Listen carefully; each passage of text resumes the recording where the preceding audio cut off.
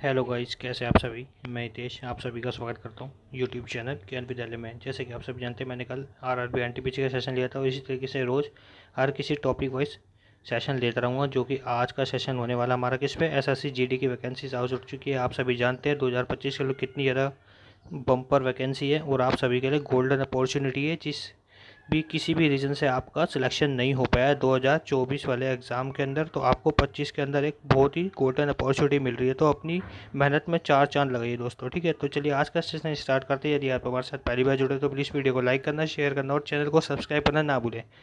और जैसा कि आप सभी जानते हैं, जी के जी एस के मैं आज आपके लिए टॉप 25 MCQs लेके आया हूँ जो कि प्रीवियस ईयर बेस्ड हैं, ठीक है। तो देखते हैं आपसे कितने क्वेश्चंस बन सकते हैं और कितनी आपकी अभी तक प्रिपरेशन कंप्लीट हो चुकी है। चलिए स्टार्ट करते हैं सेशन को। जैसे कि पहला ही क्वेश्चन है दोस्तों, केली गोपाल किस राज्य का लोक नृत्य। आप सभी जानते हैं कि स्टैटिक जीके के अंदर डांस का क्वेश्चन हर किसी शिफ्ट के अंदर और हर किसी क्वेश्चन पेपर के अंदर देखने को मिलता है। आप सभी जानते हैं अभी एसएससी एमटीएस की वैकेंसी के जो पेपर्स हुए हैं उसमें कितने ज़्यादा स्टैटिक जीके के क्वेश्चंस आ रहे हैं। तो चलिए, केली गोपाल जो लोक नृत्य किससे संबंधित है, असम स्टेट से, ठीक है। अब असम स्टेट की बात ये तो केली गोपाल होता है और एक खली गोपाल होता है, ठीक है। इसी तरीके से और कौन सा होता है आप सभी जानते हैं, बीहू होता है, ठीक है। और एक आपका अंकिया नाट और दंड नाच, ये सब कहाँ से बिलोंग करते हैं, आसाम स्टेट से बिलोंग करते हैं। और इसी तरीके से आपसे एक क्वेश्चन और पूछेगा कि जो शास्त्रीय नृत्य है टोटल कितने हैं, 8 प्रकार के हमारे क्लासिकल डांस है।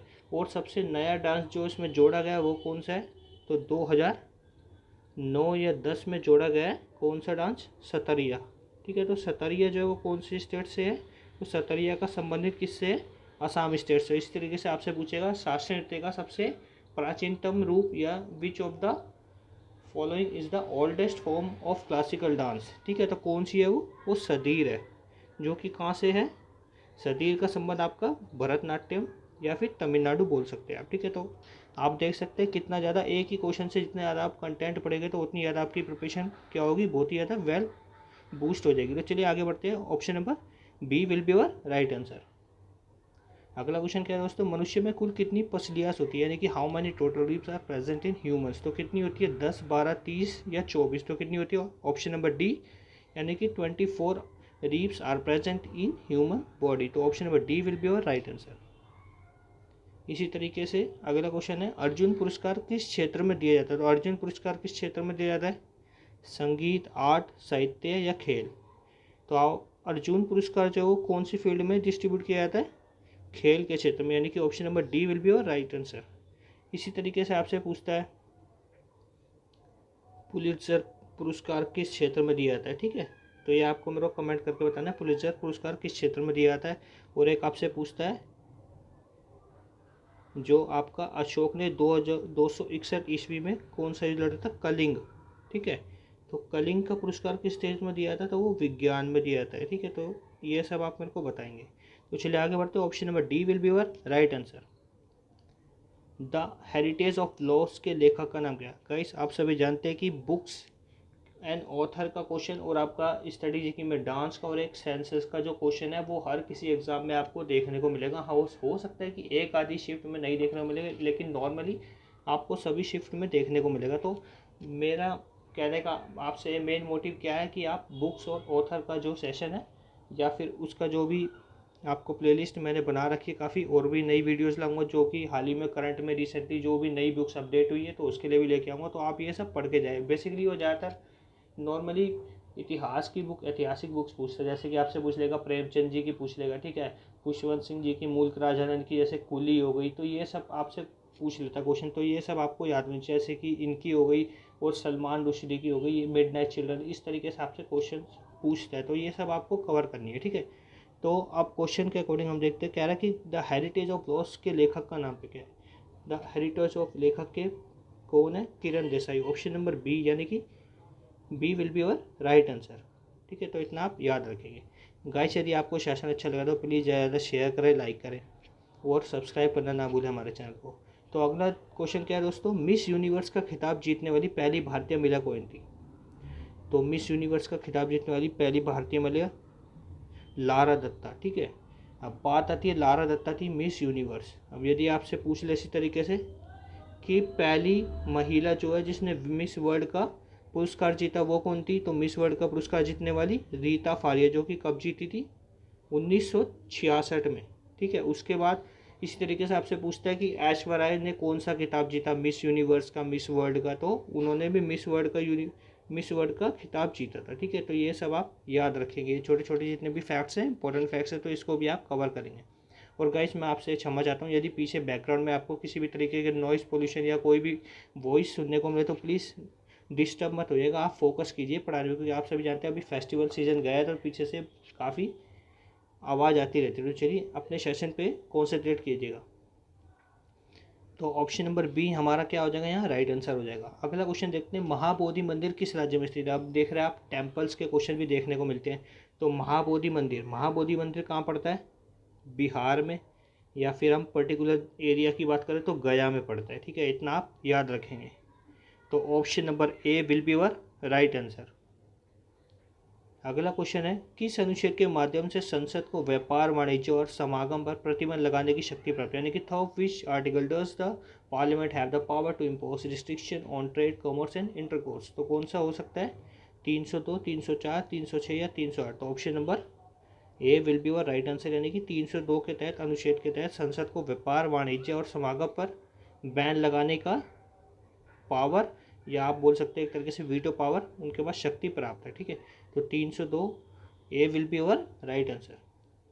अगला क्वेश्चन है, मेघालय पठार को किस नाम से भी जाना जाता है। तो मेघालय पठार को किस नाम से जाना जाता है, गारो, खासी, जयंतिया, यानी कि all of the above our right answer. क्यों, क्योंकि वहाँ पे गारो प्लेटू भी है, खासी भी है और जयंतिया भी, यानी कि हम पर्टिकुलर बात करें तो वहाँ पे मेघालय के अंदर आपको गारो हिल्स में मिलेगी, खासी हिल्स में मिलेगी और जयंतिया हिल्स में मिलेगी। ठीक है, तो और ये सब जो है वहाँ की पर्टिकुलर क्या है, ट्राइब्स है, यानी कि जनजाति है। तो वहाँ पे 3 प्रकार की मुख्यतः जनजाति हैं जो कि इंपॉर्टेंट रहेगी आप लोगों के लिए पेपर के अकॉर्डिंग, गारो, खासी और जयंतिया। इसी तरीके से आपसे पूछा चेचू ट्राइब्स कहाँ पाई जाती हैं।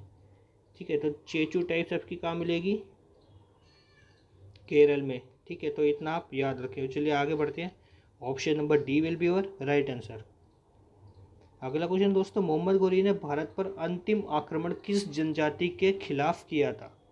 ठीक है, तो किस जनजाति के खिलाफ किया था, तो किस जनजाति के खिलाफ किया था उसको हम देखते हैं, और इस क्वेश्चन से जितना भी फैक्ट्स देखने को मिलते हैं तो हम पहले वो देखेंगे। ठीक है, तो मोहम्मद गोरी जो है उन्होंने 1191 में उसने किस किस के साथ कौन कौन सा युद्ध हुआ था, तो 1191 में कौन सा युद्ध हुआ था, तराइन का फर्स्ट वॉर हुआ था। ठीक है, फर्स्ट वॉर ऑफ तराइन। ठीक है, तो उसमें किसकी विजय हुई थी, पृथ्वीराज चौहान की, या पृथ्वीराज तृतीय, बहुत सी किताबों में लिखा हुआ आप देख सकते हैं। तो मोहम्मद गोरी हार गया था, लेकिन 1192 में जब तराइन का सेकंड वॉर हुआ तो उसमें क्या हुआ, मोहम्मद गोरी जीत गया, पृथ्वीराज चौहान हार गए। क्यों हार गए, क्योंकि इसने मोहम्मद गोरी ने किसकी सहायता ली थी, जयचंद की। क्यों, ये बहुत बड़ी स्टोरी, लेकिन मैं आपको थोड़ी शॉर्ट फॉर्म में बताता हूँ। जयचंद जो है, जयचंद की एक पुत्री हुआ करती थी संयोगिता, जिससे प्रेम किया करते थे पृथ्वीराज चौहान। तो वो इस विवाह के विरुद्ध था, इसलिए उसने क्या किया, मोहम्मद गोरी के अकॉर्डिंग या मोहम्मद गोरी की सहायता से उन्हें क्या किया, पराजित कर उनको मृत्यु प्राप्त हुई। ठीक है, तो इस तरीके से आप जान सकते हो। फिर 1194 में दोबारा युद्ध हुआ मोहम्मद गोरी और जयचंद का, जिसमें जयचंद मारा गया। ठीक है, तो इतना आप याद रखेंगे। अब बात आती है मोहम्मद गोरी ने भारत पर अंतिम आक्रमण किस ट्राइब्स के अगेंस्ट किया था, तो किसके किया था, option number A will be our right answer. यहाँ पे थोड़ा मिस्टेक है। ठीक है, तो उसने खोकर जनजाति, ठीक है, इस तरीके से आप याद रखेंगे, खोकर जनजाति के खिलाफ किया था। ठीक है, तो ये आपको पता होना चाहिए। Option number A will be our right answer, यानी कि खोकर जनजाति के खिलाफ उसने अंतिम युद्ध लड़ा था। तो चलिए आगे बढ़ते हैं, option number A will be our right answer. अगला क्वेश्चन है, वायुमंडल के तापमान वृद्धि का कारण क्या है। तो वायुमंडल में तीव्र तापमान वृद्धि का कारण क्या है, कार्बन डाइऑक्साइड, मीथेन, नाइट्रोजन या CFC, क्लोरोफ्लोरोकार्बन। तो कौन सा हो जाएगा, option number A will be our right answer, यानी कि कार्बन डाइऑक्साइड। ठीक है, तो इतना आप याद रखेंगे। अगर नेक्स्ट क्वेश्चन देखते हैं, 1857 का महान भारतीय विद्रोह या इंडियन म्यूटिनी ऑफ 1857 स्टार्टेड कहाँ से शुरू हुआ था। तो कहाँ से हुआ था, मेरठ से। ठीक है, तो ये आप याद रखें, option number A will be our right answer. और इसी तरीके से आपसे क्वेश्चन थोड़ा टफ करके पूछता कि 1857 के युद्ध में मंगल पांडे कहाँ से विद्रोह को स्टार्ट किया था, तो कहाँ से किया था, बैरकपुर से। ठीक है, और एक क्वेश्चन और बनता है, वो कौन सी रेजिमेंट के थे, तो 34th रेजिमेंट से वो क्या थे, बिलोंग करते थे, उसमें पोस्टेड थे। ठीक है, तो ये आप याद रखेंगे। तो option number A will be your right answer. अगला क्वेश्चन है दोस्तों, जनगणना 2011, जैसे कि मैंने अभी आपको बताया, देखिए सेंसस का क्वेश्चन देखने को मिला है। 2011 के अनुसार भारत की साक्षरता दर कितनी है? तो भारत की साक्षरता दर कितनी है? ऑप्शन नंबर सेकंड, यानी कि 70.404% लिटरेसी रेट है अकॉर्डिंग टू द 2011 सेंसस। ठीक है, इतना आप याद रखेंगे। इसी तरीके से आपसे और भी क्वेश्चन पूछता है कि जो 2011 की जनगणना हुई थी वो कितनी भाषाओं में हुई, तो 16 भाषाओं में हुई, ये सब आप याद रखेंगे। ठीक है, तो option number B will be your right answer. अगला क्वेश्चन दोस्तों, निम्नलिखित उद्योगों में से भारत में सबसे प्राचीन उद्योग कौन सा है? तो भारत में सबसे प्राचीन या भी सबसे ओल्डेस्ट हम इंडस्ट्रीज़ की बात करते हैं तो किसका नाम आता है? सूती वस्त्र उद्योग, यानी कि आप वस्त्र उद्योग, या इसकी जगह आपको एक ऑप्शन देखने को मिलेगा कपड़ा उद्योग, तो आपका ये ऑप्शन भी राइट हो जाएगा। ठीक है, तो सूती वस्त्र उद्योग जो है वो सबसे पुराना, सबसे प्राचीन भारत का क्या है, उद्योग है। तो ये आप याद रखिएगा। तो option number B will be your right answer. तो इतना आपको पता होना चाहिए। ठीक है, तो चलिए अगला क्वेश्चन देखते हैं क्या रहने वाला है। तो हमारा इसका option number B will be your right answer. अगला क्वेश्चन है बाबर। ठीक है, अब बाबर की बात आई तो बाबर का जो शासनकाल रह चुका है 1526 से 1530, ऑप्शन में दे रखा है क्वेश्चन के अंदर ही। अभी मैं इसकी आपको डिटेल बता दूंगा। वह किस वंश का शासक था? ठीक है, तो वो बाबर जो है कौन से वंश का था? तो ऑप्शन तो हमारा राइट हो गया, कौन सा? मुगल वंश का। ठीक है, अब बाबर की बात आती है तो बाबर ने 1526 में पानीपत का फर्स्ट वर्ल्ड वॉर लड़ा। ठीक है, ये आपको पता है। ठीक है, अब किस किस के बीच लड़ता है ये भी आपको पता होगा। बाबर और किसके बीच हुआ था? सिकंदर लोदी।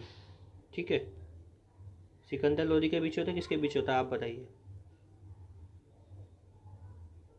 तो इसका जो हुआ था बाबर वर्सेस इब्राहिम लोदी के बीच। ठीक है, तो ये आप याद रखेंगे।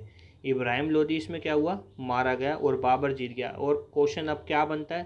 क्वेश्चन बनता है कि किस युद्ध से दिल्ली सल्तनत का अंत हुआ, या किस युद्ध से मुगल वंश की स्थापना हुई। ठीक है, तो किस युद्ध से हुई थी? वो भी 1526 में जो फर्स्ट वर्ल्ड वार होता पानीपत का। ठीक है, पानीपत का प्रथम युद्ध, तो उसी से स्थापना हुई किसकी? मुगल वंश की। तो ये आप याद रखेंगे। ठीक है, 1527 में कौन सा युद्ध हुआ था? खानवा का युद्ध। ठीक है, 28 में चंदेरी का युद्ध, और 29 में घग्गर का युद्ध, जो कि जल और थल दोनों पे लड़े जाने वाला एक ऐतिहासिक युद्ध था। तो ये आप याद रखेंगे। और 1530 में बाबर की क्या हो जाती है? मृत्यु हो जाती है। तो ये आप याद रखेंगे। ठीक है, तो चलिए आगे बढ़ते हैं। Option number A will be your right answer. ठीक है, तो option number A will be your right answer. नए राज्य के गठन की शक्ति किसमें निहित है? तो नए राज्य के गठन की शक्ति किसमें निहित है? ठीक है, आप क्वेश्चन देखिए इसमें क्या क्या बनता है। अभी बीच में एक एग्ज़ाम हुआ था स्टाफ सिलेक्शन फेज सेकंड का। ठीक है, तो उसमें क्वेश्चन क्या पूछा था? ये पूछा था कि संघ की शक्ति किस आर्टिकल में दर्शाई गई है? तो संघ की शक्ति किस आर्टिकल में दर्शाई गई है? आर्टिकल 53। और आपसे एक क्वेश्चन पूछेगा कि संघ की शक्ति जो किस में निहित है? तो किस में है? प्रेसिडेंट में, यानी कि राष्ट्रपति में। तो इस तरीके से आपसे क्वेश्चन पूछता है। ठीक है, अब इसमें पूछना नए राज्य के गठन की शक्ति किस में निहित है? तो किस में निहित है? Option number A will be your right answer, यानी कि संसद में। संविधान का कौन सा भाग नागरिकता से संबंधित है? तो संविधान का डैश भाग, कौन सा भाग सिटीजनशिप से संबंधित रिलेट करता है? Second part. ठीक है, फर्स्ट में क्या है? यूनियन ऑफ द स्टेट दर्शाया गया है। फोर्थ में क्या दर्शाया गया है? डीपीएसपी, जो कि हमने कहाँ से लिए हैं? आयरलैंड से लिए हैं। ठीक है, इस तरीके से याद रखेंगे। और पार्ट 4A में क्या है? फंडामेंटल ड्यूटीज़ हैं, जो कि कहाँ से लिए हैं? यूएसएसआर, यानी कि सोवियत संघ भी बोल सकते हैं आप, या रूस भी बोल सकते हैं, वहाँ से अडॉप्ट किए। तो इतना आप याद रखेंगे। तो option number A will be your right answer. और फंडामेंटल ड्यूटीज़ की बात करें तो हम पार्ट नंबर 3 में है, और 12 से लेकर 35 तक दर्शाया गया है। ठीक है, अगला क्वेश्चन है सितारा देवी का संबंध किससे? आप देखिए डांस के अंदर ये क्वेश्चन भी बहुत बनता है। आपसे या तो डांस का नाम पूछ लेगा, या आपसे पूछ लेगा उस डांस से रिलेटेड किसी नृत्यांगना या नर्तक का नाम बताइए। ठीक है, तो सितारा देवी का संबंध किससे है? तो सितारा देवी कौन सा डांस करती है? कथक। अब कथक कहाँ पे होता है? तो यूपी के अंदर। यूपी आपको ऑप्शन में मिले तो क्या मिलेगा? उत्तर भारत। ठीक है, यानी कि नॉर्थ इंडिया। तो ये आप याद रखेंगे। तो option number B will be your right answer. इसी तरीके से आपसे पूछता मणिपुरी से क्वेश्चन आता है। झावरी बहनें, ठीक है, झावरी बहनें कौन सा नृत्य करती है, किस नृत्य से बिलोंग करती है, तो मणिपुरी, ठीक है। तो ये आप याद रखें। और मणिपुरी कहाँ होता है, मणिपुर स्टेट में। तो option number B will be your right answer. Kolleru झील किस राज्य में स्थित है, कोलेरो झील कहाँ पाई जाती है, कोलेरो झील आपकी आंध्र प्रदेश स्टेट में पाई जाती है, ठीक है। और उत्तराखंड में कौन होती है, जिनके पीछे ताल लगा रहा होता है, ठीक है। सूरज ताल और चंद्र ताल को छोड़ के सारे जिन झीलों में ताल लगा रहा होगा वो कहाँ से रिलेट करती हैं, उत्तराखंड स्टेट से रिलेट करती है। जैसे कि भीम ताल, सात ताल, राकस ताल, ठीक है, खुरपा ताल, ये सब कहाँ मिलेगी आपको, उत्तराखंड स्टेट में देखने को मिलेगी, ठीक है। तो चलिए आगे बढ़ते हैं। Option number C will be our right answer. अगला क्वेश्चन है, यूरोपा किसका एक प्राकृतिक उपग्रह, यानी कि Europa is a natural satellite of, कौन से ग्रह की नेचुरल प्राकृतिक सैटेलाइट है, तो कौन किसकी है, ऑप्शन नंबर बी बृहस्पति की, ठीक है। अगला क्वेश्चन है, भारत में किस खान में सोने का भंडार है, तो भारत में किस खान में सोने का भंडार है, जादूगोड़ा नहीं हो सकती क्योंकि यहाँ पे क्या है, यूरेनियम का है, ठीक है। तो कौन सी हो जाएगी, कोलार, ठीक है, कोलार गोल्ड माइन। और कहाँ पाई जाती है ये भी पूछ लेगा आपसे। तो कर्नाटक स्टेट में सबसे ज़्यादा सोने की खदानें पाई जाती है, तो ये आप याद रखेंगे, फर्स्ट नंबर पे कर्नाटक आता है, ठीक है। तो option number C will be your right answer. अगला क्वेश्चन है, 1780 में भारत में प्रकाशित पहला समाचार पत्र कौन सा था, तो कौन सा था पहला समाचार पत्र, द बंगाल गजट। अब बात आती है इसके प्रकाशन या पब्लिश किसने किया था, तो जेम्स ऑगस्ट हिक्की, किसने किया था, जेम्स ऑगस्ट हिक्की, ठीक है। डेट ऊपर लिखी है 1780 में, जनवरी के महीने में 29 जनवरी, तो ये आप याद रखेंगे पूरा फैक्ट, ठीक है। तो option number A will be your right answer. अगला क्वेश्चन है, 1857 विद्रोह के दौरान ब्रिटिश प्रधानमंत्री, यानी कि ब्रिटिश की तरफ से प्राइम मिनिस्टर कौन था उस टाइम पे, 1857 के वर्ल्ड वॉर के टाइम पर, तो कौन था, चर्चिल, पामस्टन, एटली या ग्लैडस्टोन, तो कौन था, Palmerston. Option number B will be your right answer, ठीक है। और 1946 में जो कौन सा मिशन आया था, कैबिनेट मिशन, उसमें सबसे जो मुख्य आया था, हेड कौन था, ये था एटली, ठीक है। तो ये आप याद रखेंगे। तो option number B will be our right answer. अगला क्वेश्चन है, मार्को पोलो भेड़ निम्नलिखित में से किस देश का राष्ट्रीय पशु, तो मार्को पोलो भेड़ किस देश का राष्ट्रीय पशु है, ऑप्शन नंबर डी अफगानिस्तान का राष्ट्रीय पशु है। तो इसी के साथ दोस्तों हमारा सेशन खत्म होता है। यदि आपको अच्छा लगा तो प्लीज़ ज़्यादा शेयर करें, लाइक करें और चैनल को फॉलो करना ना भूलें। Thanks for watching my session.